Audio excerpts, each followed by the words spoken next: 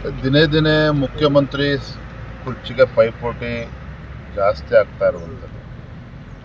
ನನಗಿರೋ ಮಾಹಿತಿ ಪ್ರಕಾರ ಆಡಳಿತ ಪಕ್ಷದಲ್ಲಿ 7-8 ಜನ ಹಿರಿಯ ಶಾಸಕರುಗಳು ಅಥವಾ ಮಂತ್ರಿಗಳು ಹೇಗಾದರೂ ಮಾಡಿ ತಾವು ಮುಖ್ಯಮಂತ್ರಿ ಆಗಬೇಕು ಅನ್ನುವ ಪೈಪೋಟಿಯಲ್ಲಿ ಈಗಾಗಲೇ ಇಳಿದಿದ್ದಾರೆ. ಇದರ ಪರಿಣಾಮ ಏನಪ್ಪ ಅಂತ ಹೇಳಿದ್ರೆ ಆಡಳಿತ ಯಂತ್ರ ಸಂಪೂರ್ಣವಾಗಿ ಕುಸಿದು ಬಿದ್ದಿರುವಂಥದ್ದು. ನೋಡಿ, ಸಿದ್ದರಾಮಯ್ಯ ಸರ್ಕಾರ ಬಂದಾಗಿನಿಂದ ಅದು ಯಾಕೇನೋ ಗೊತ್ತಿಲ್ಲ, ರೈತರ ಬಗ್ಗೆ ಇಷ್ಟೊಂದು ಅಸಡ್ಡೆ. ಏನು ಹಿಂದಿನ BJP ಸರ್ಕಾರ ಏನು ಪ್ರಧಾನಮಂತ್ರಿಗಳು ಕಿಸಾನ್ ಸಮ್ಮಾನ್ ಯೋಜನೆ ಅಂತಂದು ಕೊಟ್ಟರು, ರಾಜ್ಯ ಸರ್ಕಾರ ಯಡಿಯೂರಪ್ಪ ಮುಖ್ಯಮಂತ್ರಿಗಳಿದ್ದಾಗ 4,000 ರೂಪಾಯಿ ಕೊಡ್ತಾಯಿದ್ರು. ಅದನ್ನು ಕಲ್ಲಾಕುವಂಥ ಕೆಲಸ ಮಾಡಿದ್ರು.